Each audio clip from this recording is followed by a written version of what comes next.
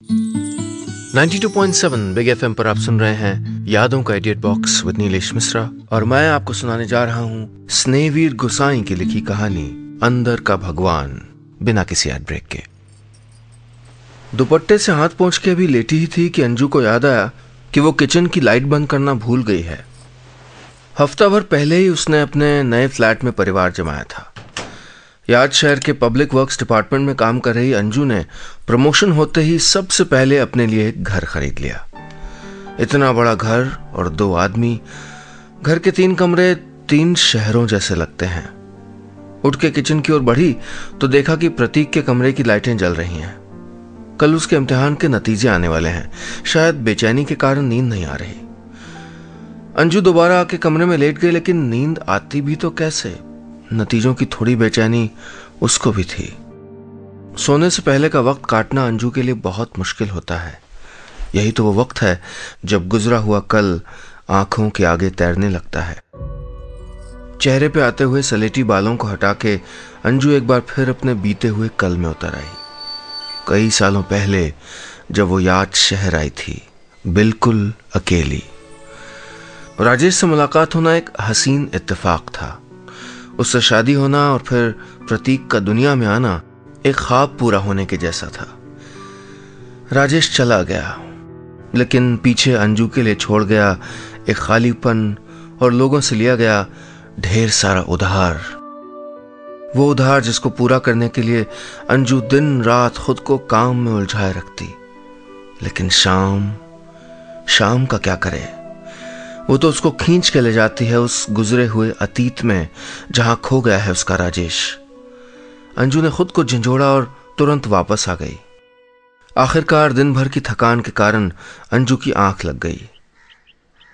सवेरे उठते ही रात की घबराहट और बढ़ गई। आज प्रतीक की इंजीनियरिंग के आखिरी साल का नतीजा आना था। अंजू को लग रहा था जैसे उसके खुद के इम्तिहानों का रिजल्ट आने को है।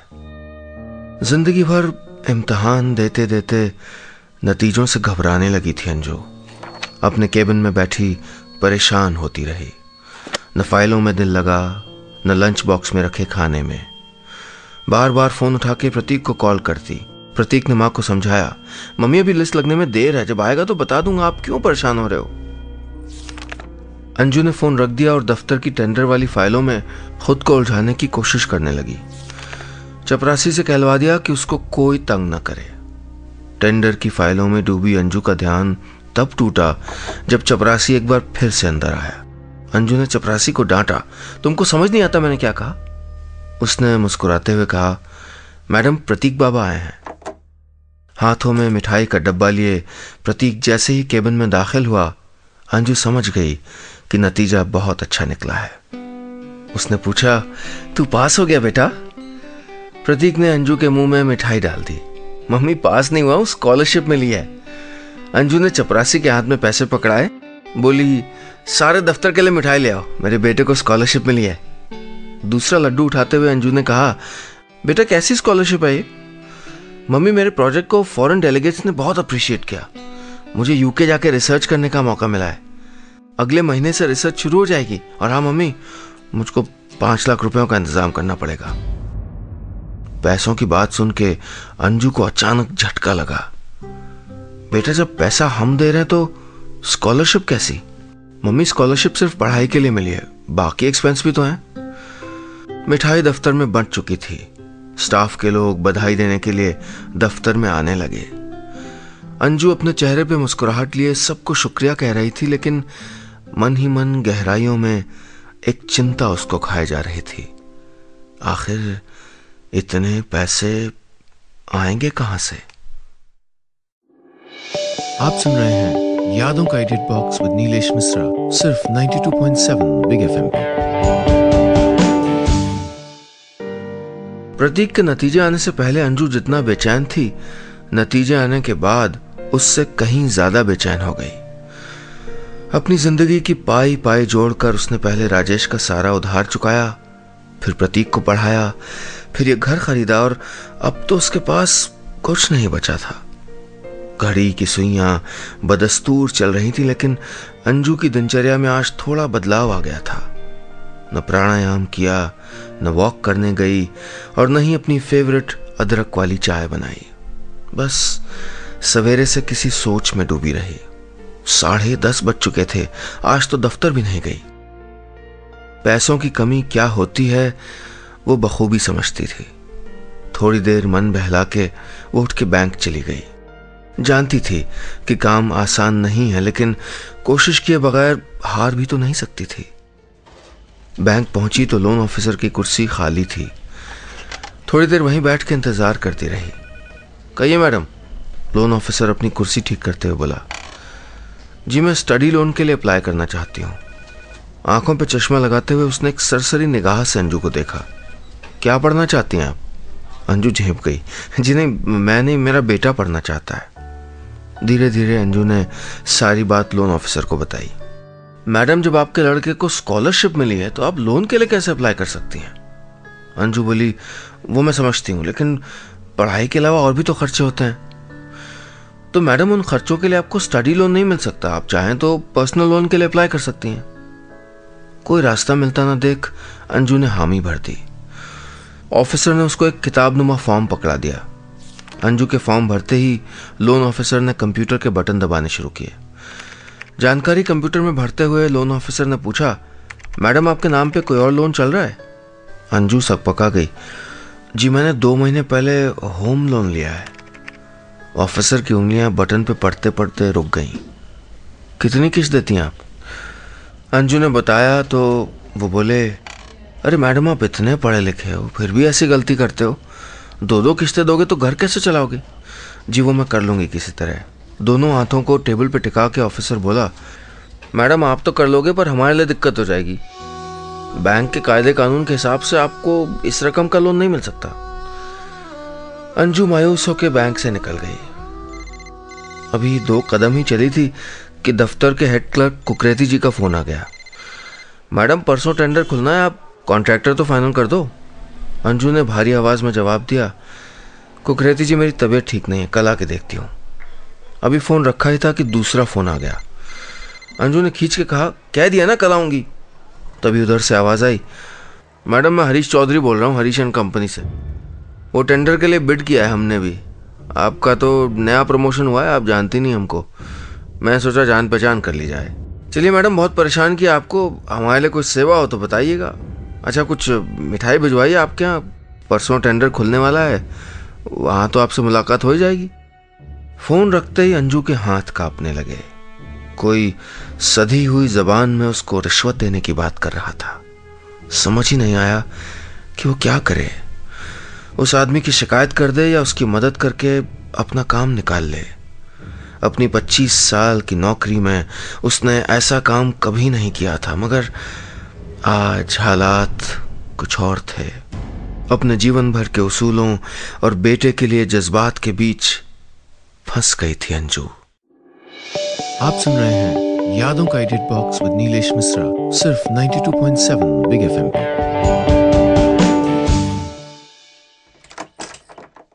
एक अजीब सी कश्मकश में फंसी अंजू जब घर पहुंची तो प्रतीक मिठाई का डब्बा खोलने ही जा रहा था। मम्मी ये मिठाई किसने भेजी? अंजू ने उसको रोकते हुए कहा, खाना नहीं, अभी भगवान को भोग लगाना है।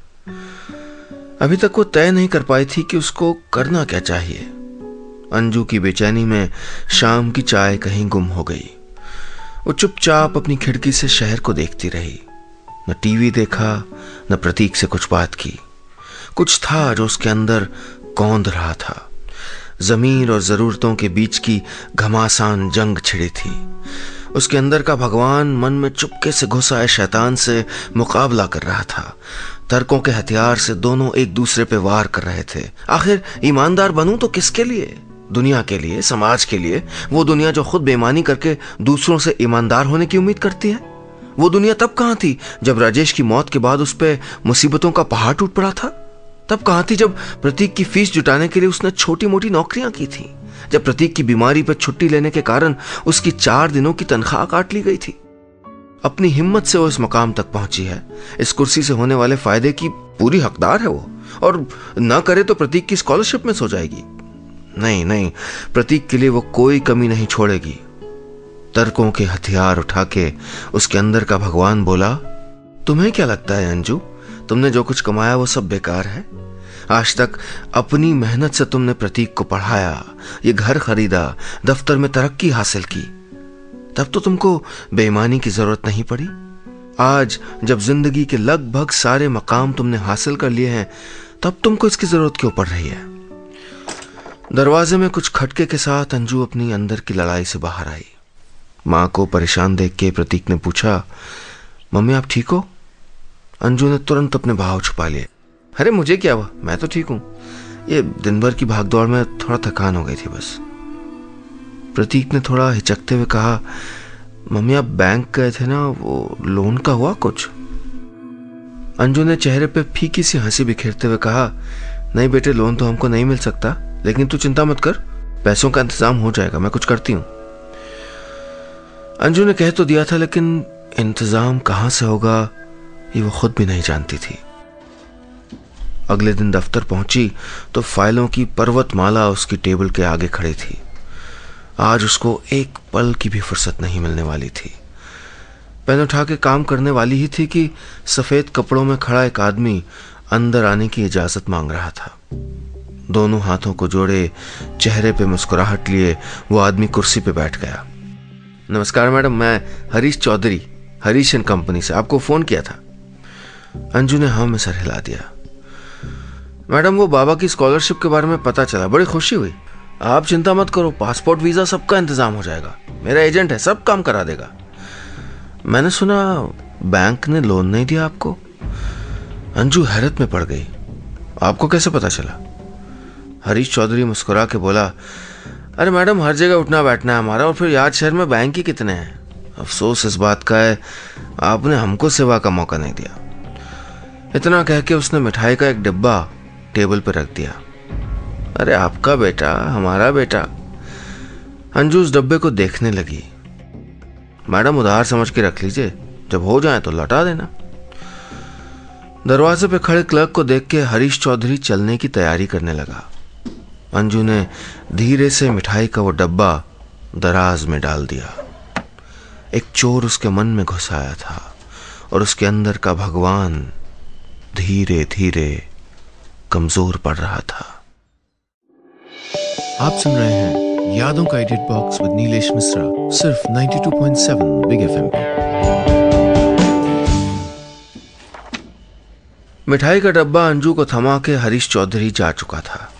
दफ्तर के कामों में खुद को व्यस्त कर अंजू अपने असमंजस से थोड़ी देर के लिए निजात पाना चाहती थी। लंच आवर शुरू हो चुका था। सारे कर्मचारी दफ्तर की कैंटीन में बैठे सुस्ता रहे थे। अंजू ने चुपके से दराज खोल के मिठाई के डिब्बे का ढक्कन हटाया। उसकी आंखें फटी की फटी रह गईं। डिब्बे में हजार हजार के नोटों की 5 गड्डियां पड़ी थीं।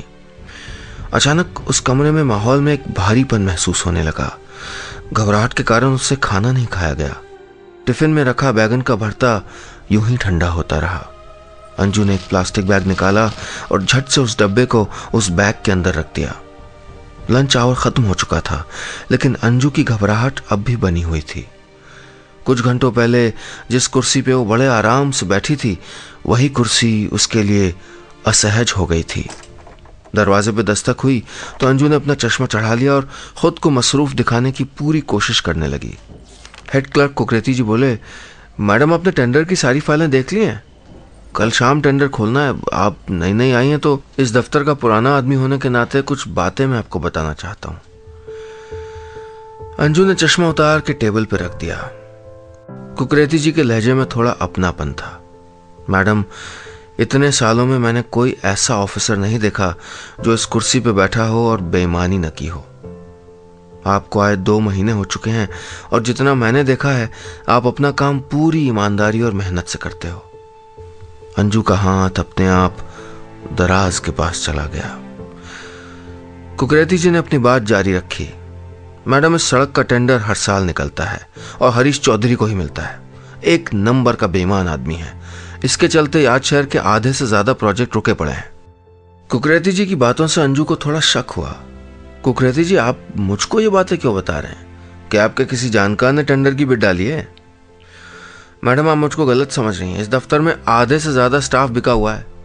मुझको आपसे उम्मीद है कि आपसे रहते शहर में थोड़ा तो काम होगा। कुकरेती जी की बातों ने अंजू को बुरी तरह झंझोड़ दिया। तभी उसके फोन की घंटी बजी। हेलो मामा, मैंने पासपोर्ट के लिए डॉक्यूमेंट्स दे दिए हैं। आपने किसको भेजा था? कोई हरीश भाई का नाम ले रहा था। बेटा मगर मैंने तो किसी को नहीं। अंजू की बात पूरी होने से पहले ही फोन कट गया। दोबारा फोन मिलाने से पहले 100 सवाल उसके दिल में उठने लगे। अंजू सोचने लगी कि मिडिल क्लास होने का यही नुकसान है, पैदा होते ही उस पर मोरालिटी का बोझ डाल दिया जाता है। इस तर्क के साथ शैतान ने आधी बाजी जीत ली थी। टेंडर पे मुहर लगाकर अंजू ने फाइल को सील कर दिया। दफ्तर की अलमारी के साथ अपने विवेक पे भी ताला लगा के अंजू दफ्तर से निकल पड़ी। केबिन के बाहर निकली ही थी कि हेड क्लर्क कुकरेती जी एक कागज लेके उसकी तरफ आ रहे थे। मैडम, ये कागज उस फाइल के साथ अटैच करना है। अंजू हैरान रह गई। लेकिन आपने पहले क्यों नहीं बताया? फाइल तो सील हो चुकी है। अरे मैडम, गजब करती हैं आप। फाइल में वेरीफाई और क्रॉस चेक करने वाले के सिग्नेचर भी तो होते हैं। अपनी जल्दबाजी पे अंजू को बेहद अफसोस हो रहा था। दफ्तर 10 मिनट में बंद होने वाला था। वो जल्दी से अलमारी खोल के फाइल ठीक कर लेना चाहती थी। इस जल्दबाजी में अंजू का हाथ मिठाई वाले पैकेट पे पड़ा और वो डब्बा नीचे आ गिरा। नोटों के बंडल कुकरेती जी के सामने फर्श पे बिखरे पड़े थे। जिंदगी में पहली बार बेईमानी की और पकड़ी गई।